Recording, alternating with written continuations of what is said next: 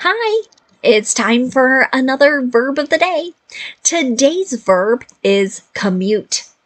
Let's take a moment to look at some of the definitions or the ways that we use this verb. The first way you might encounter the verb commute is to mean to travel a distance between one's home and one's place of work or one's place of school on a regular basis. Okay? This is probably the most common way the verb gets used. A second way you might hear the verb commute is in connection to our system of laws and punishment. So if a criminal sentence is reduced to be less severe, we can use this verb to describe that action. A third and far less common way to hear commute used is to mean to change one kind of payment or obligation for a different type. And a fourth way you might hear the verb commute used is to mean to replace a series of payments with one single payment. You should know that commute is a regular verb. To make the progressive form of this verb, all you need to do is drop the E on the end and add ing to form commuting. The past tense and participle forms of this verb can be made by just adding D since this verb already ends in an E. Now our base verb, commute, ends with the letter E, but it ends with a T sound. This means that my past tense ending is going to make an id sound, and I'm going to add an extra syllable to the word when I say it. So the past tense and participle forms should sound like this. Commuted, commuted. Okay. Now, you will encounter some phrasal verbs with commute, but the meaning amongst these are largely going to be the same. So my example sentences you're going to see here are going to be closely related just to show you the small differences that occur. So one phrasal verb you might encounter is to commute between.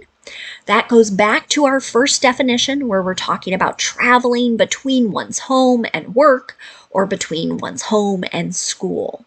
So an example of this might be, he's been commuting between Milwaukee and Chicago for his new job. Now, from this first sentence, I don't know which city is his home, right? I just know he's traveling between these two places. Now, let's take a look at the second phrasal verb, to commute from. Okay? What comes after from is generally thought to be kind of the starting point, right? So let's look at the example sentence I have here.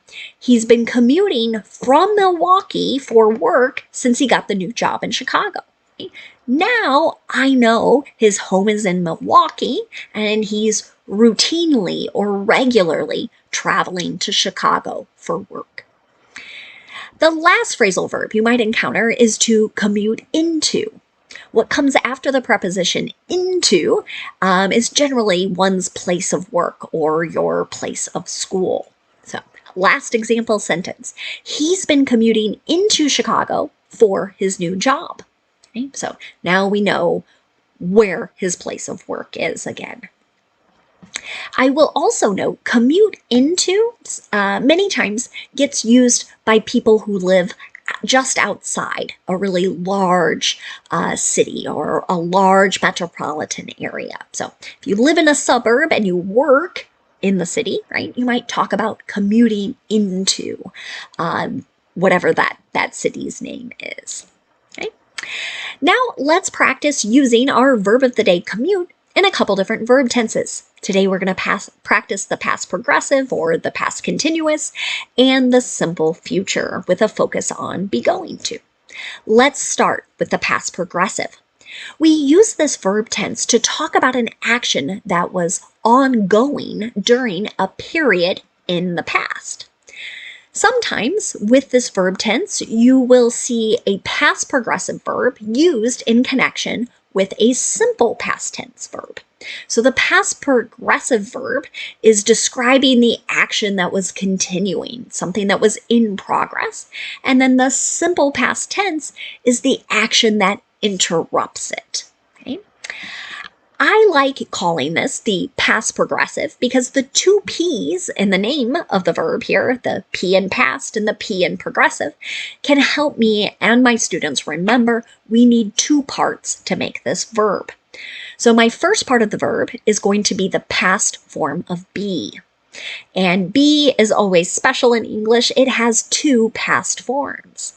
So if my subject is I, he, she, or it, I'm going to use was.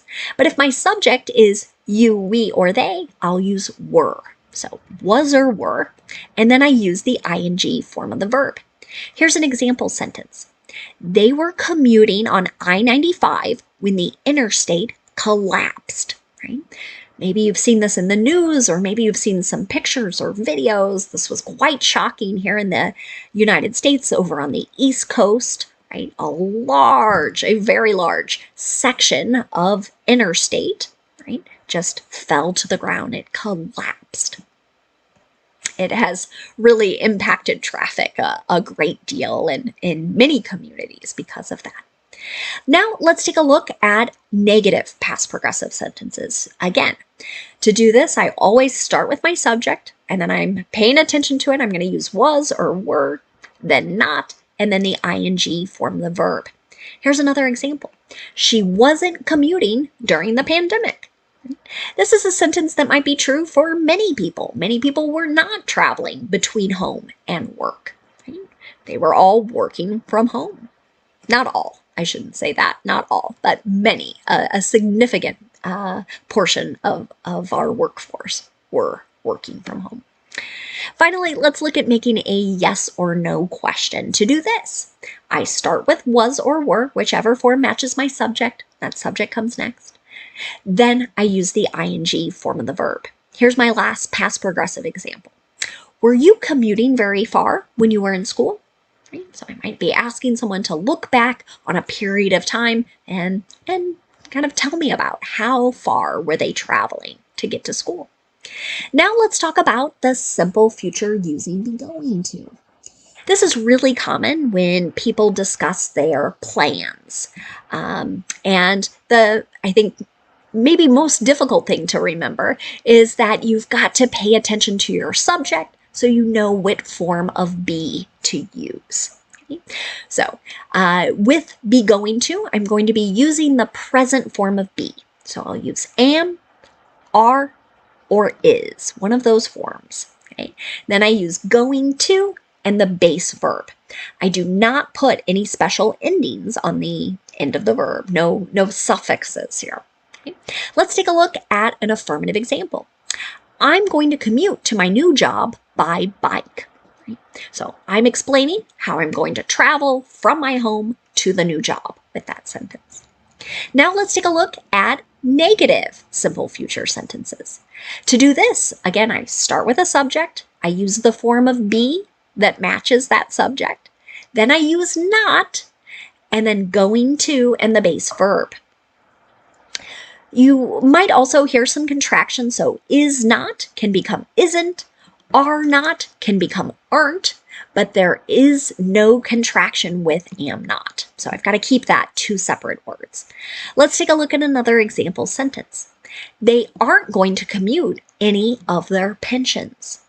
So some people receive monthly payments, kind of might think of it like retirement savings, pensions. Here, this sentence is saying they're not going to change maybe from a monthly system into one single payment. Let's take a look now at making a yes or no question in the simple future. To do this, I start with a form of be, whichever form matches my subject. That subject comes next. Then I use going to and the base verb.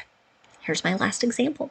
Is the governor going to commute his sentence?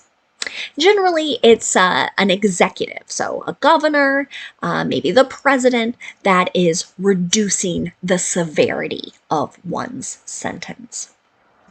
Now, let's spend a moment looking at some words that are related to our verb commute. And the first word we're going to look at is just the noun form of this word. So the noun commute has the exact same spelling and the exact same pronunciation. And when I use the noun commute, I'm referring to that regular journey that one is making from their home to work or from one's home to school. An example of this might be, do you have an easy commute?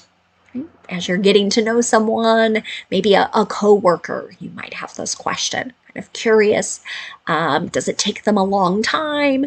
Is it complicated in some way? Maybe you're changing from trains to buses, something else, or maybe it's very simple. The last related word we're going to talk about today is the noun commuter. So you might see that suffix, that ER. I know in my classes I talk often with my students. I want us to think about that being a person who, and then we can go back to our base word. So it's a person who commutes.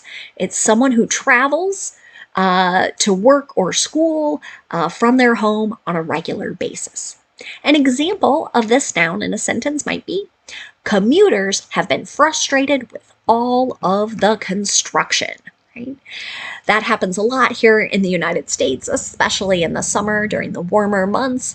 It can take longer to travel from one place to another because lanes are closed for repairs or improvements. Thanks so much for watching today's video. I hope you have a great day.